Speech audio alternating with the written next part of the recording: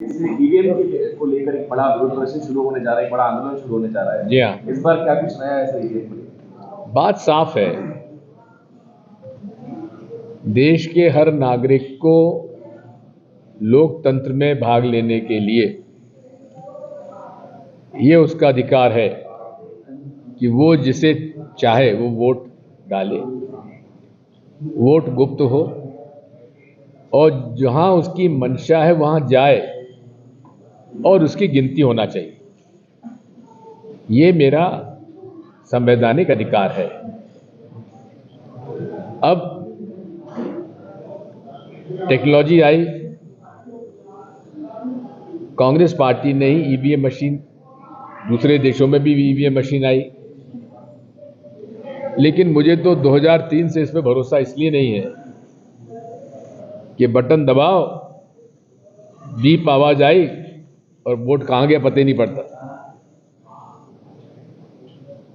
और वीवीपैट में तो अब और भी इस बारे में एक अविश्वास पैदा होता है कि इसमें सॉफ्टवेयर जो डाला जाता है, पहले तो वन टाइम प्रोग्रामेबल चिप होती थी, उसमें तो सिंपल था, कोई दिक्कत नहीं थी। लेकिन अब इसमें वीवीपैट मशीन में, यूनिट में कैंडिडेट का नाम और सिंबल आता है। इसके लिए सिंबल लोडिंग यूनिट होता है और वो वीवीपैट मशीन यूनिट में डाला जाता है कब? डेट ऑफ विड्रॉल के बाद।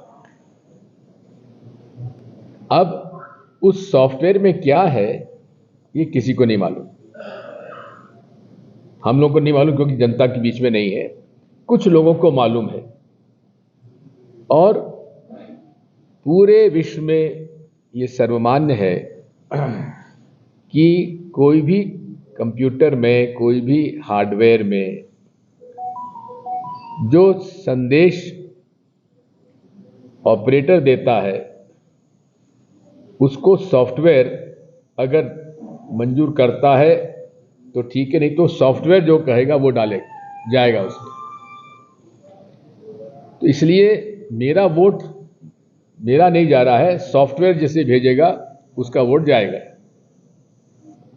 अब बात वही है कि हमको आप 7 सेकंड के लिए दर्शन क्यों कराते हो भाई?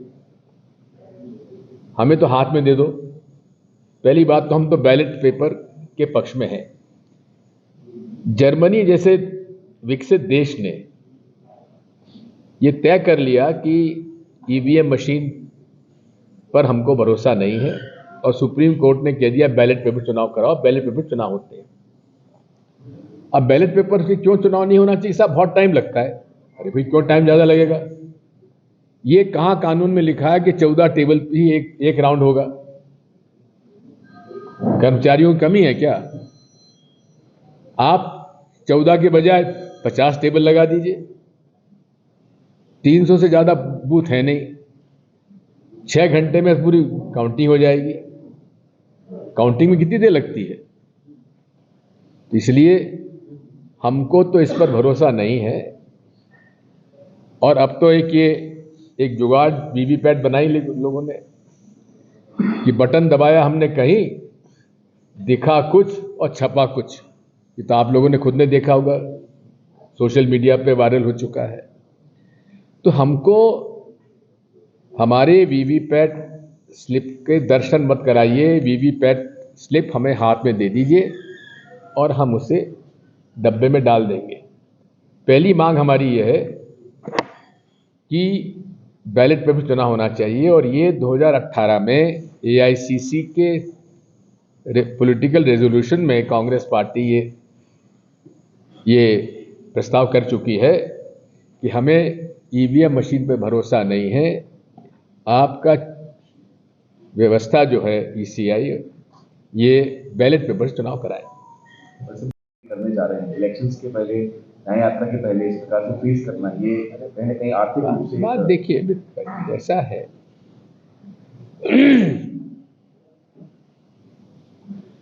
2012 के बाद से जब से वीवीपैट मशीन आई है चुनाव प्रक्रिया में,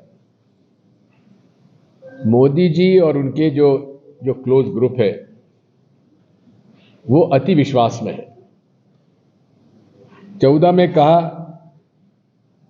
भाजपा को बहुमत मिलेगा, बहुमत होता है 2072 पे, उनको मिले 284। उसके बाद 2019 में उनका 300 पार, तो मिले 303। इतने बड़े देश में जहां 90 करोड़ ज्यादा मतदाता हो, इतना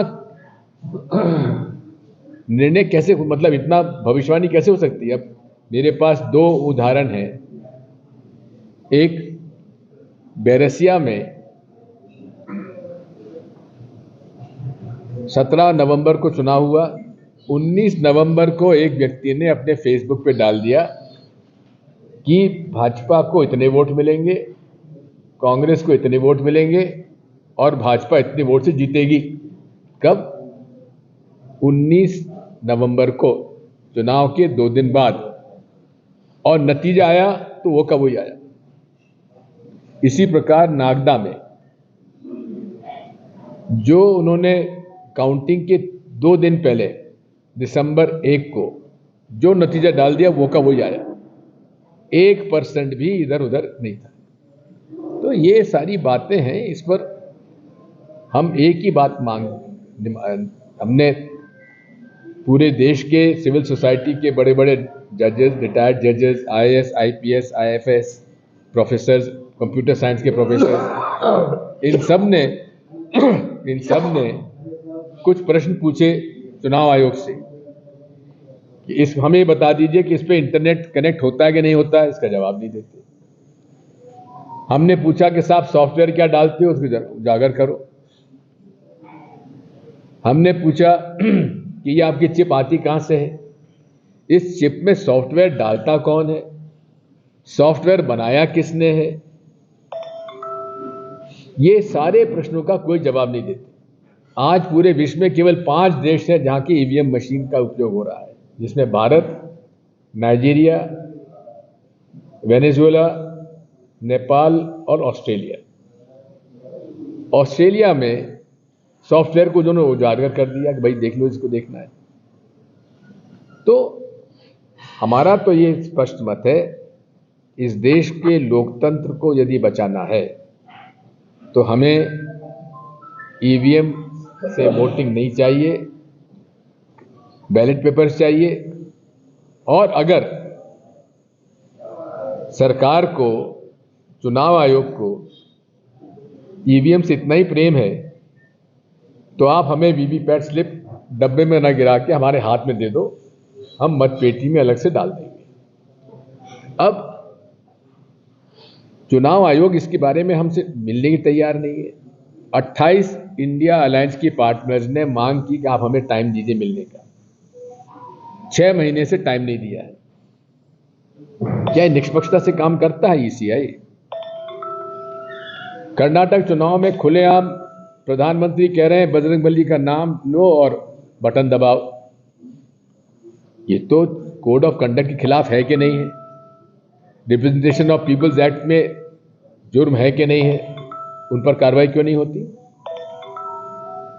इसी के साथ साथ सुप्रीम कोर्ट के मुख्य न्यायाधीश के चीफ जस्टिस ऑफ इंडिया, उन्होंने सुझाव दिया सुप्रीम कोर्ट ने कि इलेक्शन कमीशन के सदस्यों का चयन, जो कमेटी है उसमें एक व्यक्ति चीफ जस्टिस ऑफ इंडिया भी उसके अंदर होना चाहिए।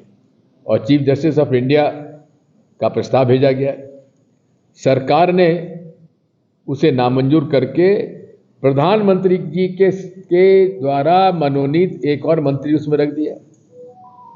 तो ये तो निष्पक्षता की निशानी नहीं है, खुलेआम पक्षपात हो रहा है। अब मालूम पड़ा है कि जो कंपनी ईवीएम बनाती है उसके इंडिपेंडेंट डायरेक्टर में भारतीय जनता पार्टी के 4 नेता हैं। ये तो मदर ऑफ डेमोक्रेसी जिसे कहा जाता है, उसके साथ तो मजाक है कि नहीं है? प्रधानमंत्री जी कह रहे बैठे हैं महापौर भी। पलायन, ये सुन कमलनाथ जी लीजिए, भी दिल्ली में है सर, क्या ये कोई पलायन नहीं है। एक बात सुन लो, छिंदवाड़ा में है कमलनाथ जी तो जी, चर्चा है? ये तो आप लोग जो है ना, जब तक सनसनीखेज ब्रेकिंग न्यूज नहीं दोगे तो कौन देखेगा, कौन छापेगा? तो इसलिए ब्रेकिंग न्यूज के चक्कर में मत रहो। मेरी कल रात को कमलनाथ जी से बातचीत 10:30-11 बजे हुई है। वो छिंदवाड़ा में है, और जिस व्यक्ति ने अपने राजनीतिक जीवन की शुरुआत नेहरू गांधी परिवार के साथ, उनके पीछे साथ में खड़े होकर उस समय लड़ी थी जब पूरी जनता पार्टी और केंद्र की सरकार इंदिरा जी को जेल भेज रही थी। उस आदमी को आप कभी उम्मीद भी कर सकते हो कि ऐसा आदमी कभी कांग्रेस और सोनिया गांधी जी के परिवार को छोड़ के जाएगा, इंदिरा जी के परिवार को छोड़ के जाएगा?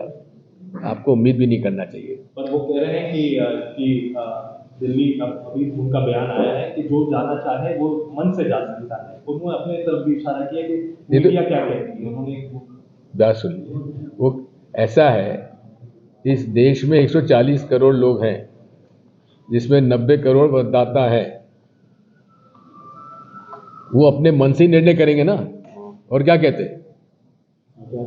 बंगाल की घटना टारगेट एरिया है कि हर जिले में 5-5, 10-10 हजार जो कांग्रेस के लोग हैं उनको शामिल करवाना है। तो ऐसे और जब बात यह है, बात कर रहे हैं, उनके पास ईडी है, उनके पास आईटी है, उनके पास सीबीआई है, उनके पास पैसा है, उनके पास इलेक्शन बॉन्ड्स हैं। जो डर जाए उसको डरा दो, जो बिक जाए उसके खरीद लो। ये जितने यहाँ बैठे हैं ना, ये टिकाऊ बैठे हैं, बिकाऊ लोग नहीं है यहाँ। जो बिकाऊ है वो बिक गए।